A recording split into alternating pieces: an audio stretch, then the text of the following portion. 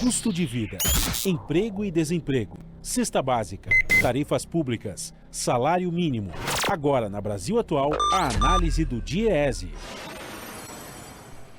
E nós vamos conversar agora com o economista e supervisor do Escritório Regional do DIEESE do Rio de Janeiro, Paulo Jäger. Bom dia, Paulo. Bom dia, Glauco, para você, para os ouvintes. Paulo, o presidente Jair Bolsonaro anunciou uma proposta de emenda à Constituição que teria como finalidade reduzir os impostos sobre os combustíveis. Ele propôs um subsídio aos estados e municípios, a desoneração do ICMS do diesel e do gás de cozinha. São medidas que valeriam até 31 de dezembro. Mas o governo condiciona a compensação aos entes da federação à aprovação no Senado do projeto de lei complementar 18 de 2022, que limita a 17% a alíquota do ICMS sobre energia elétrica, combustíveis, gás natural, comunicações e transportes coletivos. E como contrapartida, a União subsidiaria os estados pela diferença entre a alíquota de 17% e zero. Paulo, como é que você viu essa proposta do governo? Olha, o governo está muito pressionado, né? Politicamente pressionado, eleitoralmente pressionado, porque o problema da carestia, ele não tem sinais à vista de que vai ser resolvido nesse período de tempo de agora das eleições. A alta dos preços está castigando muito a população. Os orçamentos estão muito apertados, especialmente das famílias mais pobres, com a alta dos preços dos alimentos, mas também, nesse caso específico, com a alta do preço do gás de cozinha. O governo, na verdade, tem a intenção de aprovar o projeto de lei, como você mencionou, que reduz a alíquota para 17%, 18%, de maneira definitiva, e para isso está propondo essa medida adicional que foi apresentada de maneira vaga. A gente não sabe muito bem de onde viria o dinheiro, qual é o impacto, mas que duraria de agora até dezembro, então seria uma medida paliativa, e, no meu ponto de vista, ele está procurando, na verdade, desviar o foco, porque atribui o problema da alta dos preços dos combustíveis aos impostos e especificamente ao ICMS e joga a conta do ponto de vista político para os governadores.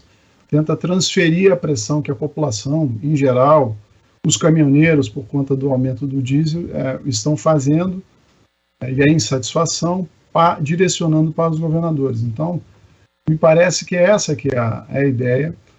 No caso da emenda constitucional, a gente não tem clareza ainda de como vai ser a medida, porque foi anunciada pelo Bolsonaro de maneira entrecortada e depois alguns comentários do Guedes, mas a gente não sabe de onde virão os recursos. O Guedes chegou a mencionar em utilizar os recursos da venda da Eletrobras, né, da outorga, o que seria um absurdo, porque você vai vender uma empresa estatal com todas as consequências que há na venda e na perda do controle sobre a Eletrobras, para poder preservar os retornos dos acionistas privados da Petrobras, porque não vai mexer na política de preços, que é a questão central. Então, é uma medida que eu acho que tem esse caráter eleitoral, precária, e não há nenhuma garantia, Glauco, de que a redução dos impostos será repassada aos preços ao consumidor final. O governo já tomou medidas semelhantes em momento anterior e a gente não viu, como consequência disso, uma redução da taxa de inflação. Não houve redução. No caso dos combustíveis mesmo, redução da CID, o zeramento da CID e da COFINS sobre os impostos federais, sobre diesel e gás de cozinha, e o impacto nos preços é questionável. E houve também, recentemente, redução de impostos de importação e do IPI, e também nós não vimos o impacto importante sobre a alta dos preços, porque a razão da alta dos preços é outra. Além disso, nós não temos, e talvez a questão mais importante, nenhuma garantia de que os preços do petróleo em nível internacional não vão continuar subindo. Os preços estão muito pressionados por conta da guerra na Ucrânia. Para as pessoas terem uma ideia, há um ano atrás o barril de petróleo estava em torno de $70 e agora está em 120. E quem nos garante que não vá a 150 ou que não vai permanecer em 120? Então, sobre isso o governo não exerce controle. Então, você pode zerar os impostos os impostos, nesse caso o ICMS e os impostos federais, que mesmo assim você não tem a garantia de que isso vai ser repassado ao consumidor, porque você pode continuar tendo a alta do preço em nível internacional, ou porque outros atores na cadeia nesse segmento, né, de atividade, como as empresas distribuidoras e mesmo na ponta, os postos de combustíveis, podem aumentar as suas margens. O governo não tem como garantir isso. Então, se tudo der certo, e a gente acha que tem muito problema nessas medidas, se tudo der certo, quem garante que a partir do ano que vem, porque a medida vai só até dezembro, você não volta com força de novo a ter esse problema? Tá? E tem uma outra dimensão que é muito importante, que é o impacto que essa medida vai ter sobre as finanças públicas dos estados e dos municípios. O ICMS é a principal fonte de arrecadação dos estados e os secretários de Fazenda estão estimando o impacto anual em torno de 80 bilhões de reais. E os municípios recebem 25% do ICMS arrecadado no estado, em cada um dos estados da federação. Então, você tem aí uma redução da arrecadação fiscal dos estados, você tem, consequentemente, a redução da capacidade de gasto desses estados na área de saúde, na área de educação, de novo, para preservar a atual política de preços da Petrobras, que, no meu entender, é o maior problema. Nesse aspecto, a gente pode dizer, então, que é uma solução que, na prática, não vai ali à raiz da questão que é a política de paridade de preços da Petrobras, que permanece inalterada, e ainda por cima você vê também, você citou esse ponto do repasse para os municípios, da arrecadação dos estados também, é uma forma de quebrar o pacto federativo que foi ali instituído na Constituição de 1988, já que centraliza de novo os recursos na União, que vão repassar para os estados, que aí vão repassar para os municípios, ou seja, uma lógica muito mais tortuosa do que é feito hoje, por exemplo, com o ICMS? De fato, tem havido, né, uma crítica dos governadores, principalmente, porque é uma interferência indevida para você mexer em algo tão significativo, porque essa, como eu mencionei, é a principal fonte de arrecadação dos governos estaduais. Você deveria fazer uma discussão mais ampla sobre uma reforma tributária, que é o que o país precisa fazer, e não fazer um arremedo desse, com vistas às eleições, e que a gente não sabe quais são os impactos que de fato vão haver. Então, desse ponto de vista também é possível fazer a crítica. Em relação à política de preços da Petrobras, o que é importante mencionar é que o Brasil não precisaria adotar essa política. Isso é uma escolha do governo federal. O botijão de gás aumentou desde o golpe contra a presidenta Dilma em 2016, mais de 300% o preço do gás de cozinha. E o diesel mais de 180%. Se você comparar isso com o valor do salário mínimo, o salário mínimo não chegou a aumentar nesse mesmo período 40%, em termos nominais.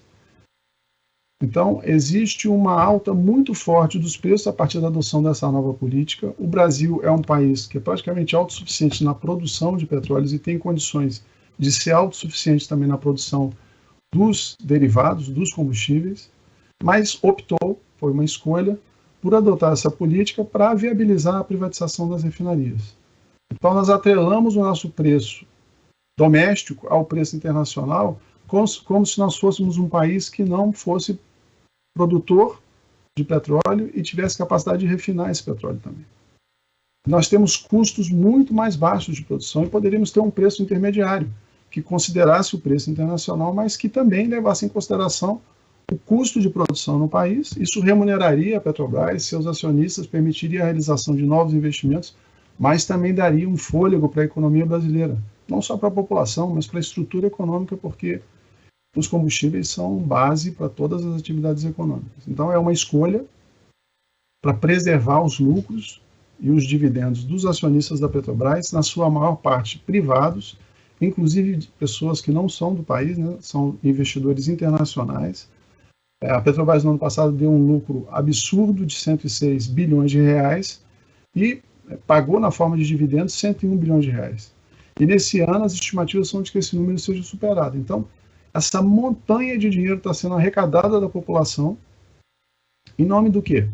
De preservar a adoção dessa política, que supostamente é uma política que é de livre mercado, num setor de atividade em que as coisas não funcionam assim.